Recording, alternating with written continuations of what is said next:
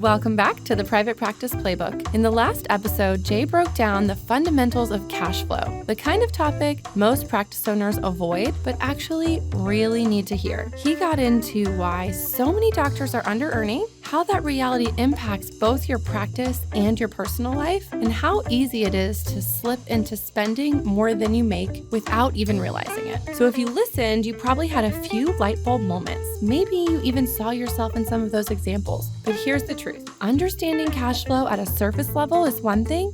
Really mastering it is something else entirely. Jay has been teaching this topic for decades. He's seen every version of cash flow problems a practice owner can have, and he's helped people dig their way out, build a stronger financial foundation, and keep more of what they earn. So let's continue that conversation. Today, Jay is digging deeper into the habits, mindset, and strategies that actually move the needle. He's going to walk you through what it means to become a true student of cash flow, how to separate fact from emotion when it comes to your money, and how to make smart, strategic moves that protect your profit. Let's dive in.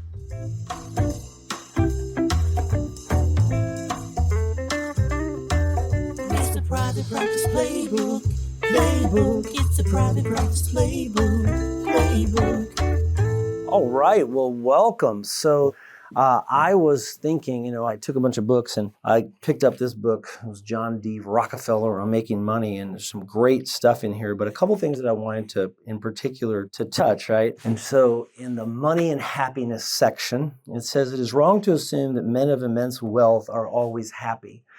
And so the first thing that is important about just understanding cash flow and money is that it does not make you happy. And I remember when I didn't have any money, I thought, if I just get money, I'll be happy. And I learned that that's not true. So, we'll have a lot of people watching this. And so, you might be on the positive cash flow side. You might be on the encumbered in debt side and stressed in money. So, we have to kind of remember this. And it's also important for those of you that are doing really well to really, really connect with the way you used to be about money, because that thing can come right back up at you at any given time. So the first thing we want to think about is that money does not make you happy. So you'll be unhappy without money, and you'll be unhappy with money. And so please have no expectations that controlling your cash flow is somehow the ticket to joy. As a matter of fact, I have discovered that, if we look at it statistically and we think about this, right? Now, I'm going to read one more and then I'll put this book down. But the other one I love is, and there are many in here, by the way, but is to turn every disaster into opportunity. And so one thing that you'll find with cash flow is that it's a steady teacher. So when I think about cash flow, I think about that I want to introduce you to some concepts today.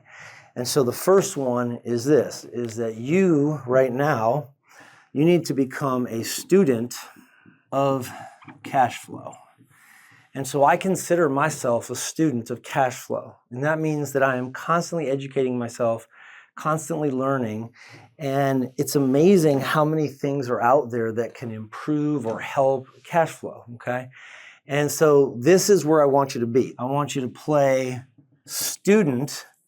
And there are some characteristics that go with this, okay? And I want to kind of talk about those, right? Because they are so important. And what you'll discover about if you're a student is, remember that what gets in the way, and we spent a lot of time on this, and hopefully you got this, but remember, we have this process where we start with the facts, okay?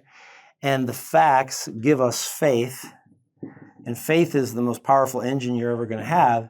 And then we want to have the feelings be in the back, right? And so if you hadn't learned this, this is very important. And so what is very interesting, feelings, right, is what gets in the way. And you also have to have discipline. So when it comes to cash flow, what you're really developing, like any great habit, and by the way, the same characteristics of being a student with cash flow are really characteristics of being a student of anything. So if you want to be a great student in business and so on, everything requires the implementation of discipline in your life. And so, but if you think about money, what's so cool about money is factual. I always say that the calculator is the only thing that doesn't really lie to you in any shape, form, or fashion. So when you think about being a student of cash flow, we're really trying to be fact-driven and trying to get away from our feelings. And most of the people that have cash flow problems, right, they're heavy feelings people. And one of the things I've learned and I've run all kinds of experiments, right? I've been debt-free. I've been in a lot of debt. I've intentionally gone into debt just to get the emotion of it again back into my life. And so there's no doubt that if you think about it, what distracts you from discipline is feelings. And with cash and cash flow, I actually think it's an extremely emotional topic, okay? And so what we're going to talk about today is we're going to talk about fees, and we're going to talk about interest, okay? And we're going to talk about tax. So I want you to write those three down. So we got to start in a place, and the first place we want to start is understanding fees, interest, and tax. And so the very first step in controlling cash flow is understanding, and typically what you'll find here is you'll find debt, okay? So typically what you have is you have a business, ideally this is your business, and then this is your personal life, right? And these are two separate things. And so it's important you understand to be a student of cash flow is that you have your personal finances and you have your business finances. And the great mistake that most people make is that their personal is actually where they have the problem, and they have a lack of control, and they start bleeding into the business. And then the next thing you know, there's no discipline between the two, right? So let me write that word again. Discipline, right?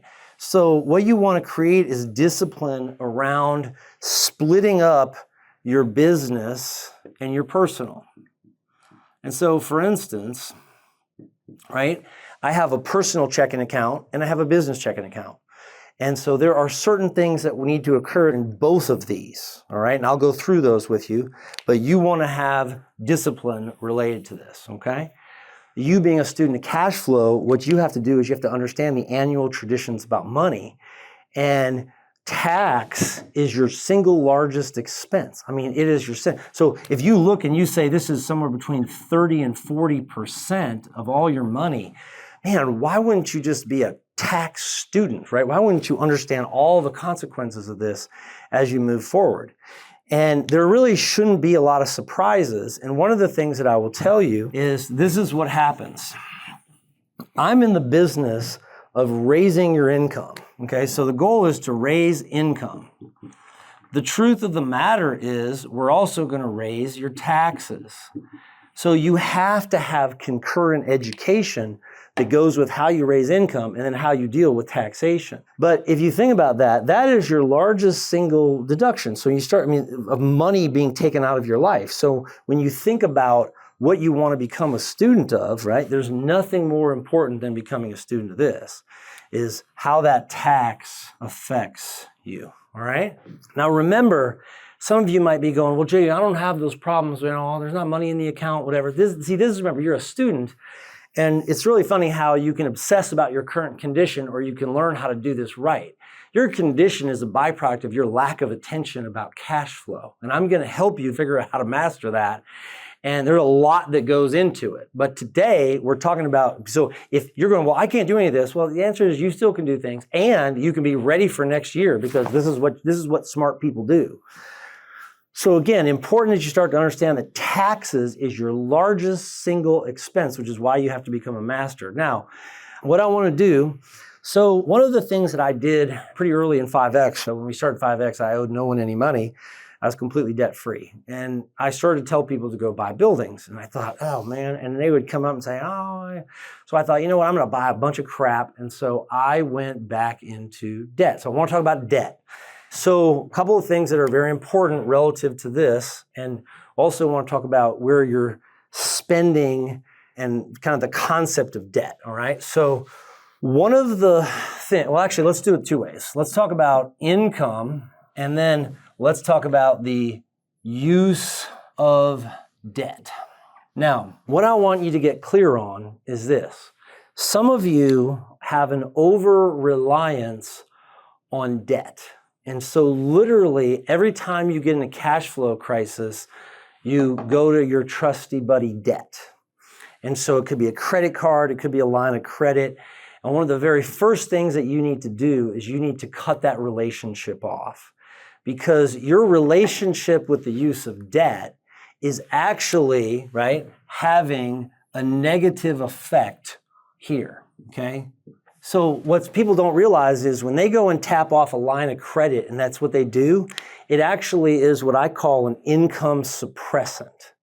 And one of the first things I had to learn was that I needed to be in control, and that the way income works, and this is how you've got to begin to think about this, the bank, right? Here's the deal. The bank is your practice. Now, what you say, Jay, what does that mean? The bank is your practice. Well, what it means is this, is that if and when I want to have income, I have to go to my business, in your case to your practice, and I have to make that business go up, and I have to create a profit, okay? And typically, backing it up, I have to create value. So when you think about how do I pay for things, the very first thing you've got to accept is that it's not with the use of debt. The use of debt is for very specific things, and you need to limit those things.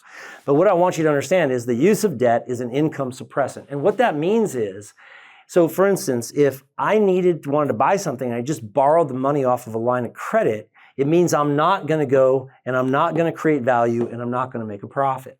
And so the habit that you need to develop is the habit of saying, if you want to pay for something, go create value. Okay, a lot of people go, well, see, if I can get a loan, I'll do it. That's not smart. You need to get away from that relationship with money. And so, and if you think about it, it's very prevalent, right? Everybody is allowing you to do that. So let's talk about the use of debt. And so step number one is lines of credit. Okay, I have a line of credit, but my lines of credit have zero balances, and quite frankly, I never think about using them. So you want to get away from using lines of credit. Now, for some of you, you may need to get rid of them, kind of like credit cards. So my Visa, okay, this Visa card has a $14,000 limit, which you can't buy that much with that. And I just use it as a backup. And then I use my American Express card personally, and then I have a business card. And I just like the black cards. I just think they're cool, but they're ridiculously expensive. So please do not buy them until you have the cash. Don't waste money until you have the ability to do that without noticing it, because it is a waste, by the way, and it is ego-driven probably. But here's the deal. These cards are paid every month. So every time I go to buy something, like this card, I just came back, I have already started transferring money. That's a habit. I'm not borrowing it, paying it on a line of credit. The problem with Visa cards is you don't have to pay them, which is why I don't use Visa cards. I use American Express because it forces me to get the money by creating value, not by borrowing the money. So, and I'm going to tell you right now, some of you probably have a habit of borrowing, and you've literally conditioned yourself, because I used to be this way. I used to have all these credit cards, and I lived off of how much was available on the credit card. I didn't know how stupid that was until someone taught me differently, okay? So, and even in a business, like when I started my business, I financed it on credit cards, for God's sakes. So where is the bank? The bank is the practice, and how do you create money? You create value, which then creates a profit. This is where you need to spend all your time. See, this is what you should be passionate about, is how do we serve more people? What do we do? What do patients want that we're not providing for them? This is where the action is. How do I get a doctor in here to be the days that I'm not here? How can we treat patients on Saturday? How can we treat patients at night? This is where your mind has to work. You say, well, Jay, why? Because it's the bank. Your business is the bank. And the bank's not the bank. The business is the bank. Don't think of the bank. Don't think of the line of credit. Don't think of your credit cards, okay? Think of value, because it's bigger and better. And what's funny is if you do finance it, you have to still pay it back, but you're now paying it back with interest, which is the worst transaction. So line of credits to me are pretty negative, but they should be, legally you shouldn't use them. And if you use it all the time, you should figure out a way to make that transition. So certainly 2 wonderful days. I've learned a tremendous amount over the last 2 days about running my business. Things that I never got in school, that clearly I should have, and things I knew I was missing in my practice, but didn't really know where to find, didn't know what direction I needed to go.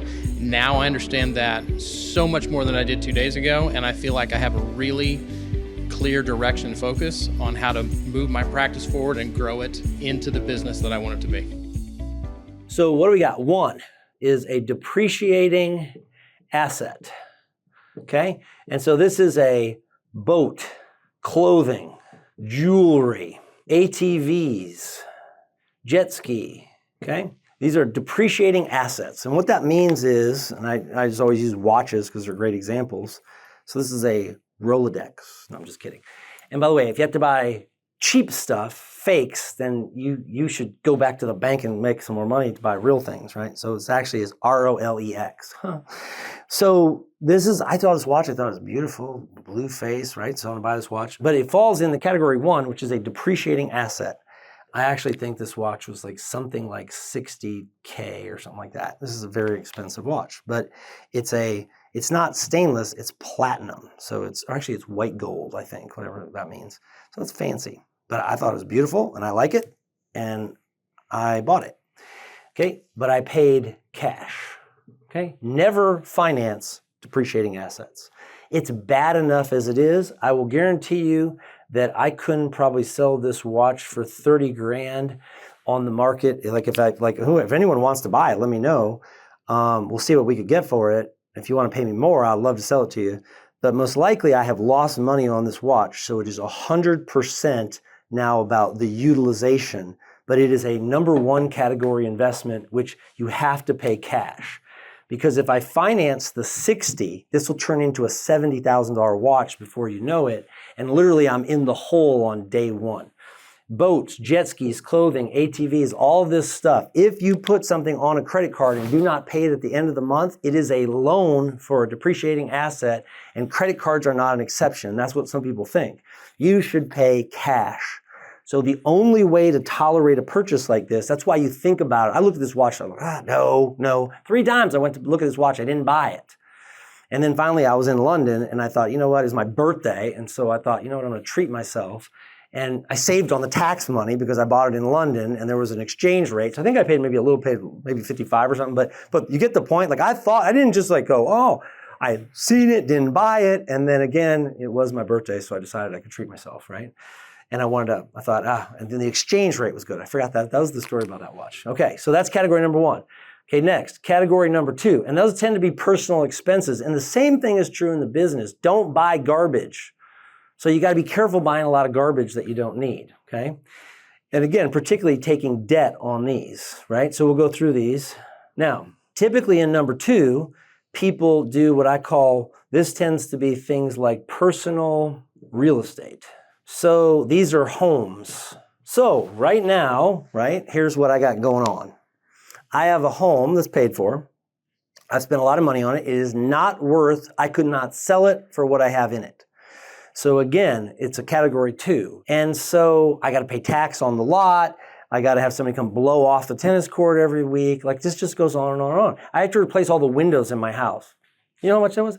It's $196,000 to replace the windows in my stinking house. That's more than my first house even cost, for God's sakes. So what I want you to think about, and I'm not trying to, anyone have a fridge go out? Anyone need to buy some appliances? Like what is it, right? That's category number 2. This is your personal home. You need to limit this and resist the temptation of overbuying personal homes. Okay, because if you go out and buy a bigger home than you can afford, it's going to come with commensurate expenses that are going to suck money out of your life. And remember that the mortgage interest, okay, so the mortgage interest is a problem. So let's talk about that right now. So I looked at this one piece of property that I bought that I did some financing on, and I looked at the statement of what I paid in interest last year, and it was a terrible number, okay? So I'm gonna accelerate rapidly the debt on that piece of property. So what you wanna look at here is get out your mortgage statement and look at the amount of interest you paid on your home. So over time, that's why we wanna pay off homes, and that's why eventually if you do wanna buy a second house, you wanna put 50% or more down on it. You don't want to finance the whole thing, okay? But these come with a lot of expenses, all right? So imagine a person who loves to buy a bunch of garbage and finances them and then lives in a home that's too big. See, that's a problem. Now, where we have to get you to is down here. And item number 3 is what I'm going to call a CapEx expense, okay? And this is an this is an expansion, this is an investment in self, this is training. So like this year, I'm going to put $1 million into training my team. It's the $1 million training challenge. So I'm going to spend $1 million training my team. So just compare that to what you spend with us. It's a lot less, my friend. Now, these are great expenses, and they're ones that I don't mind financing. So if I'm going to finance something, I don't mind. So I'm in our studio. It's about a $500,000 expense. I actually ended up paying cash for most of it as it went, but I was prepared. If I had no problem if I would have had to finance it, I would have done that. Okay. Now, so this is an area where we want to be, and then commercial real estate, which is the granddaddy of them all. So the 4th one is commercial real estate. Now, and this one has rent. Okay. So commercial real estate is awesome. And it is also proportional to size. So when we look at where we want to be with debts, what I don't mind doing is I don't mind having debt on commercial real estate because, and I won't go into all this, but this produces income, which basically creates a bank, by the way. So there's a connection to all of this. If I'm in a crappy little office, the money that spits out of the bank is much less. If I'm in a big office that can create a lot of value, the bank is bigger, okay? So remember, think about that. Did you get into a bigger bank this year? Are you thinking about a bigger bank, or are you stuck in your teeny little bank that's not producing enough money, right? So if this is my business and this is my personal expenses, see, I've had a lot of businesses, and at a certain time, the money isn't enough. So I had to make a bigger one, right? And go, okay, and then a bigger one. That's how that works. So the reason I try to make your practice bigger is because you keep spending more money as you get older. And it's almost like you don't understand this. Like there's a denial factor, okay? And what you have to be careful of is you also have to be careful of this social issue that people think you're rich because you're a doctor, and that's not necessarily true, right? And so think about our goal. Our goal is to get you to make $1 million a year. And I will remind you of this. Bank, right? We get this. Income suppressant. Borrowing money is an income suppressant unless it's here and here. Those are the only 2 categories where it's not an income suppressant. Okay? So what are we trying to do? Number 1, we do not buy things that we can't pay cash in this category. Okay, we have the discipline. We limit our personal housing because it is way, way too expensive. So get your mortgage statement, see what you paid in interest. It's a big, huge number, okay? And then again, interest and fees. Fees is the first one. So we want to eliminate fees. So as an example, anytime I have fees, I try to make them go away because people with cash, that should decrease fees, okay? So that's kind of why I got you guys some of you start saving money on your credit card fees, right? Some of you have said, hey, change banks if they charge you too many fees, right? You don't want to pay fees. Credit cards are the worst about fees. Right? I'm just not a big fee person, all right? Same thing when you buy property, a HOA is kind of like a fee in a way, right? So you want to make sure that you're okay with that. You don't have to collect too many fees. If you buy a piece of property that's fee-laden, you want to be sensitive to that, okay? Some have higher fees than others, all right? So again, I was laughing about, ATVs, right? I mean, my ATVs have to go get fixed all the time because the kids break them because they just break. So I look at that as like fees, right? And by the way, 4 is another source of a bank. So when you look at banking, I look at it like this: streams of income. 1, tax. You want a stream of income? Get smart with tax reduction, right? And I'm not going to go through all the strategies, right? You guys got to make sure you're in touch with your accountant on this, but I will tell you this: the more money you make, the more strategies exist. And it involves getting ultimately to multiple streams of income. And we start, right, by tax reduction. All the stuff I'm teaching you, that is a critical strategy, right? 2, we want to eliminate no fees and charges that are unnecessary. Money is just too hard to get, right? So I'll give you some other examples. No risk. Las Vegas, right? Gambling. Like, I would never gamble. And the reason is that people in the top 0.0001% do not gamble, for God's sakes, because it's too hard to earn money and it's totally contradictive of valuing the money, right? Now, okay. Now, when we look at this, the other thing we need to understand is we need to get straight how this money works, right? And so the other thing I would tell you is that you're earning, right? Actually, I'm going to jump around a little bit with this, but I think you guys will like this. So you're earning, this was always what I saw, right? Rewards equals service. And so this is work and value, okay? And then this is money, flexibility, etc. Okay? So rewards are the things that you want, but you have to deliver service. And most people are not constant. I'm always thinking about how to create more service, which is why I get rewards. I don't concentrate on the rewards. This is the one you have to start. And by the way, I will guarantee you this. If you are an engaged client, having our people come into your office, coming to meetings, I will guarantee you this. Even if you're sort of half-cocked, to be honest with you, you are increasing the service that your business creates, which is in turn creating additional money. Now, what we're here today to talk about is what you do with that money and the discipline that you have around it. And it requires enormous discipline to control the money that goes into your business. So I want you to understand at the core of everything I do, and at the core of everything I've learned, I can pull out this stuff from, in this book from John D. Rockefeller, right? It's so funny. There's a whole section in here about money and religion. I didn't know this, right? So he has a section about money and religion. And what I thought was interesting is that one of the things that he talked about in here was how his relationship with money, right? So it was religion and charity, right? And I thought he had some interesting things in here, right? And he said, God gave me my money, right? Look at that. That's not me. He said, God gave me my money. And I believe, and again, you use whatever context you need to feel comfortable with this. This is not about, okay, it's about however you want to look at it. But for me, I look at it as God gave me talents, and so God directs money to me, and then I steward over that money. And I'm going to tell you, I'm going to break you down on this, and this is actually the key. All the stuff about moving the money, that's the little stuff. But we got to get to the core of you, and we got to make sure that you understand the core. So please don't think that I walk around and go, Jay's money, Jay's money, Jay's money. That's not how it works, man. I am in the business of taking money that comes to me by my work, by the way, and then I do with it what I think you're supposed to do with it, sort of the instructions, so that it continues to flow. And I steward over it, and you have to multiply it, okay? But I thought that was good. That's the way he looked at it, right? But man, he went on in here and he talked about like the power of a small group. I just thought it was very interesting, right?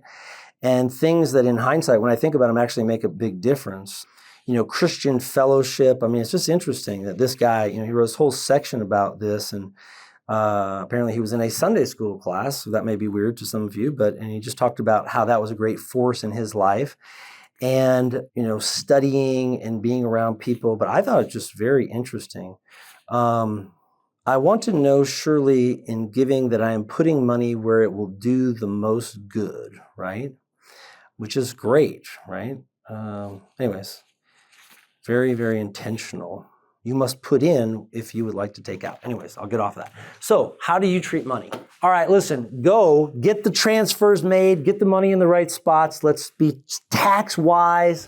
And I will look forward to seeing you guys very soon, and stay disciplined. Are you ready to truly become a student of cash flow and not just understand your numbers, but use them to drive smarter decisions and bigger results? We are here to help you grow your business and hit your next level of success. Go to mypgi.com to see if you're eligible to apply for our coaching program, or call 470-410-3154 today. Our next coaching class begins on October 16th and 17th in Phoenix, Arizona. Thanks for listening to the Private Practice Playbook. Be sure to follow, rate, and share this episode with another growth-minded doc in your circle. New episodes drop on the second and fourth Thursday of every month, so stay tuned and make sure you're following the show so you never miss a beat. Thanks so much for checking out this episode of the Private Practice Playbook. For clips of this episode, go ahead and check out the YouTube channel. If you enjoyed what you heard today, make sure to subscribe to the podcast at podcastfordoctors.com to unlock subscriber-only bonus episodes. Find our links below in the description.